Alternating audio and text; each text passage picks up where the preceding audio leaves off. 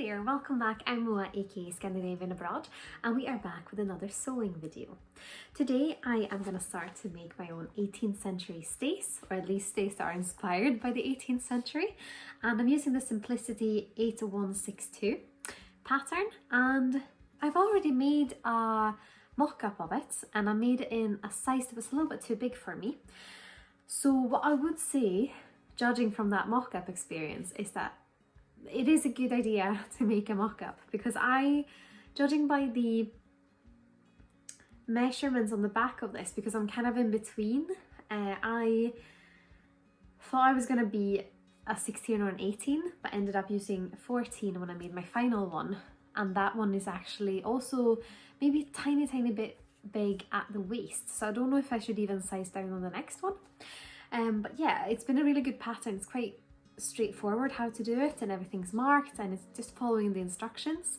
And yeah, follow along, see what I do. I'll talk more about the process at the end of the video, and if you're looking for more details what this whole project cost me, I put it up on my blog, and you'll find the link in the description here below. And yes, let's get sewing.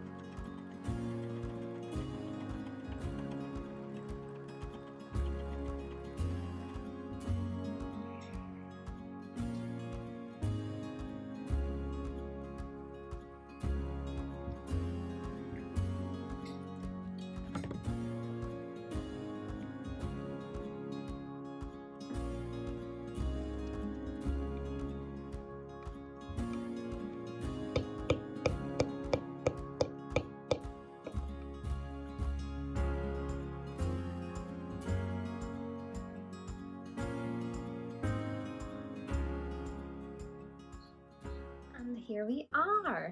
It's been a while since I recorded the sewing videos, but it's just because I've been so busy, and today I'm going to film lots of finished projects, so they will be coming out very soon.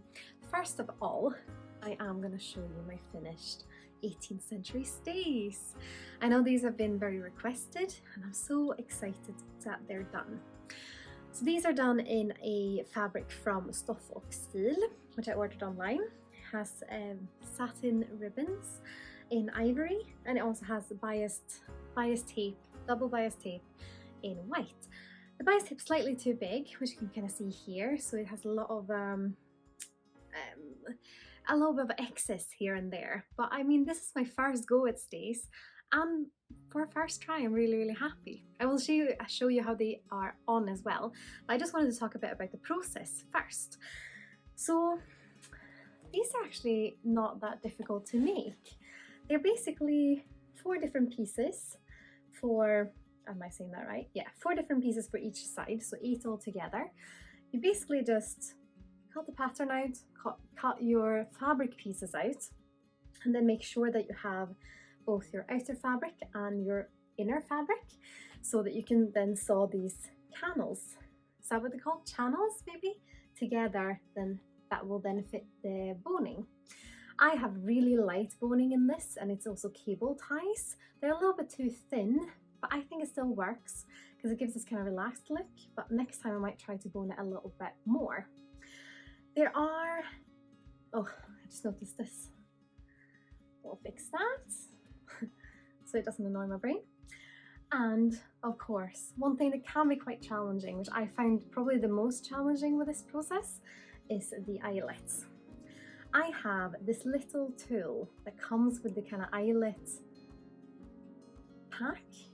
It basically looks like a little thing like this, and you put the grommets in between, just make sure they're the right way, and you kind of put the thingy down and then you hammer on it.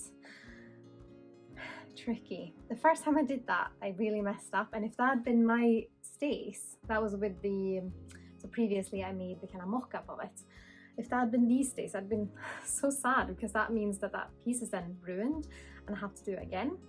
What you also can do is you can make the holes and you can hand sew them, which I did also try with the other ones, and I might try that for some others because I kind of like the look that it gives them. So you basically just sew around the edges, which is quite easy. But yes, so the whole process is basically cut out your fabric for the pieces. I have of course my pattern, which I've already told you about. Then you sew the channels, which are also marked in the pattern, so you need to transfer them to your fabric. Sew the pieces together. It shows you really clearly which ones they are. And when you've done all the channels, it's the boning, the double bias tape to kind of enclose the edges, and then ribbons and eyelets, and you're done. Sounds quite easy, doesn't it, when you say it like this? It does take a little bit of time, but much easier than I thought it would be. So next time I'll be even more careful with the bias tape, just to make sure the edges are really nice. But I'm also thinking, because I have some leftover fabric, that I will make a version without these flaps.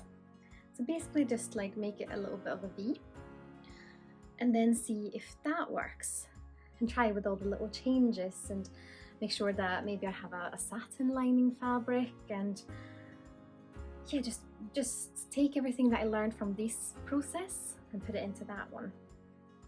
But spoken enough, let's put it on.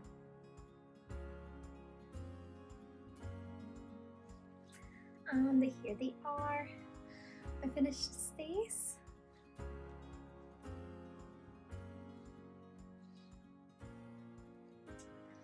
I just love wearing them. And this is a dress from ASOS that I thought just looked very kind of medieval, so I can help I get it. And of course, before I forget that, I have an affiliate link with ASOS, so if you do any shopping with them and would like to support me at the same time, you can use that link. I put it in the description below, and affiliate links are of course where I get a small share of that profit from the sale, but of course that's only if you would like to support the channel. And yeah, I thought it suited this style quite well with the ties and everything. These ones, I quite like wearing them out, but you can of course just tuck them in for a little bit of a neater look. Walk up a little closer so you can see them. Here we go. They mark the waist so nice. The next time I make them, like I said, I'll probably just do them so they have a little V at the front, and then without the flaps. So just hug the waist really nicely. I still have some fabric, that the same fabric as this one actually, but I also have another fabric that I want to do some more stays with, and then just experiment with more colours. Perhaps if I perfect the art of making stays one day, I could put them up for sale. But yeah, we'll see. I hope you like them. I know they're not perfect, but I'm quite happy with my first go at them.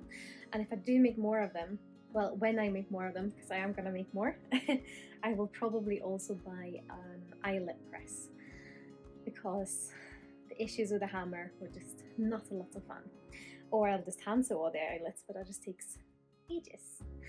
But yes, let me know if you have any questions about them. I thought they were pretty straightforward, easier than I thought they would be to make, and yeah, they make me feel like a princess, and that's all I want from them. I hope you've liked this video. If you have, please consider leaving a like and maybe subscribe if you haven't already, and I will see you in the next video. But until then, have a lovely day.